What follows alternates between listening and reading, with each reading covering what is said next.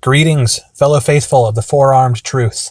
Welcome back to Genestealer Cults Tactica for 8th edition here on Beeranid 40k. We're starting with a look at the elites because this is, in my opinion, the most important part of our army. It will fall to the Genestealers themselves to carry us to victory. Because of this, because of the fact that we need every bit of points, every bit of space possible dedicated to these Genestealers, these Pure Strains, unfortunately, we will not be including any other elite's choice in our consideration for a competitive Genestealer cult list for the time being. That might change once our index goes to a codex and we get to see the truth of how we will be in 8th edition. I'm excited for our codex because I think that with the power creeping nature of 8th, we might be rewarded for our patience. But for the time being, I think what we have now is very, very special. Because what these Genestealers do, they do very well. When taken with a Primus, and with a command point reroll ability, specifically for our cult ambush rules, we're able to get our Genestealers exactly where we want them to go for the most part, almost every time, very early in a game. And it is important to get these guys where you need them to go, but you can't get distracted.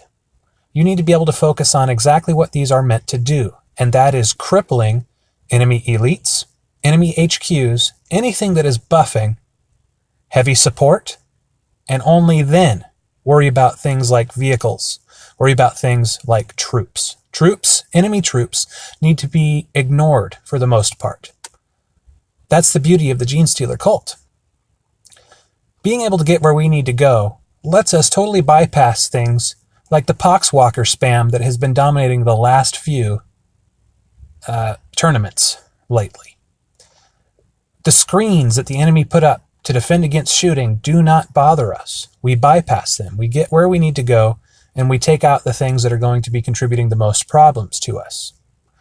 Now, one of the things that's really important about Genestealers, the Pure Strains, is taking them in squads of 10 plus. By having more than 10 in a squad, you automatically get +1 attack, bringing your Genestealers from a 3 attack base up to a 4 attack base until your squad is whittled down to less than 10. Because that is such an important thing, I mean, imagine having an extra 10 to 15 attacks over 1 to 2 turns is an important thing. So because that's such an important thing, your squad size matters when it comes to building your list. You want to take probably 12 to 13 minimum in a squad. 15 would be better. Why? Well, it's a simple fact that you need to be able to charge and weather Overwatch. Okay? So Overwatch can be negated through the use of a Magus or a Patriarch casting Mass Hypnosis. If you cast that on a unit that you're assaulting, not only can they not Overwatch you, they hit last no matter what for the rest of the turn, and they're at -1. So that's kind of a big thing. Now, having 10 plus attacks, +1 attack, that's huge, okay? But imagine now if you were to cast, for example, Might from Beyond on that squad, giving them +1 strength, +1 attack.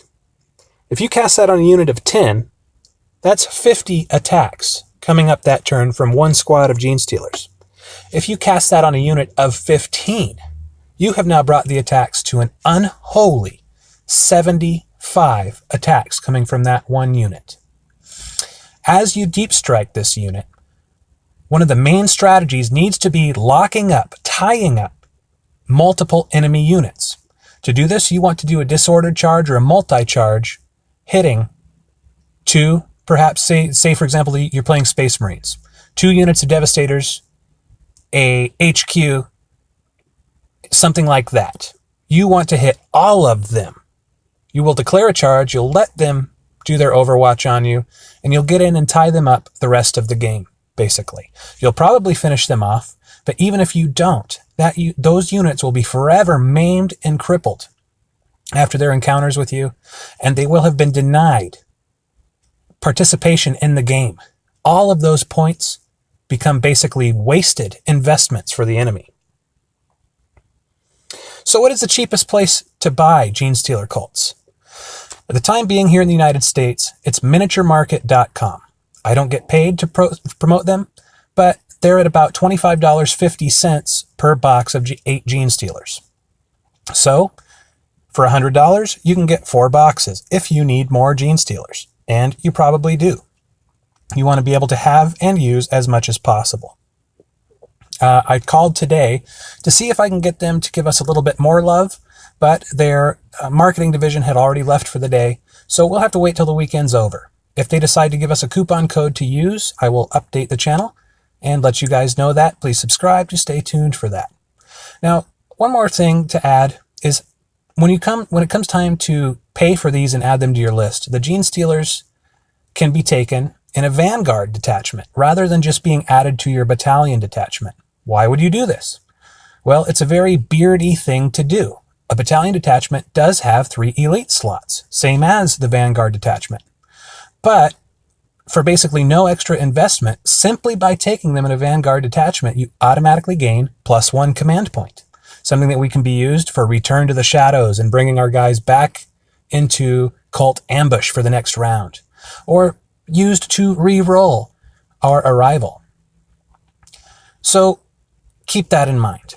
And keep in mind also that in order to have the most effect on this, you want at least 2 maiming giant squads of Genestealers accompanied by a Primus, because the Primus is so huge at getting us where we want to go. They have inbuilt buffs that work very well with the Genestealers. That's why at the moment, and I'll get into this in the HQs, I tend to prefer Primus over Patriarchs. And there's other reasons for that too. Patriarchs are good in this edition. We'll talk about that a little bit. But for the price of 1 Patriarch, 150 points, that's 10 extra Genestealers. So something to keep in mind. Be sure to look in the description of this video. I've written all of this out in text format. It's an easy to view kind of a thing, refresher, and you can look at that basically in silence before a match, for example, and remember that your units have very specific roles. There's a very specific process that you want to go through for all of this, and very specific things you want to keep in mind. So I hope you found that enjoyable. In the next edition, or the next chapter of this Tactica, we're going to look at the troops for 8th edition and how they work differently than most people expect, and how we're going to use them in a role that almost seems funny when you first hear about it, and that is killing monstrous creatures, giant HQs. This is something you can do with the Genestealers as well. I mean, imagine 75 attacks hitting on that Magnus, hitting on Typhus, and all these things that people are bringing. You can wipe these out. The Genestealer Cult, the Four-Armed Father, has gifted us with the ability to have no fear. Through these very simple units choices, only using about 7 out of the entire index so far, we can handle any of the opposition, I believe, in a competitive list. So I hope you join me in proving these people that said that Genestealer Cult for 8th edition was not a competitive army. And you join me in surprising them sometime very soon. So this has been Beeranid 40K. If you found this interesting, please like, comment, and subscribe. Stay with this new channel as it grows, and stay tuned for the rest of the Tactica series.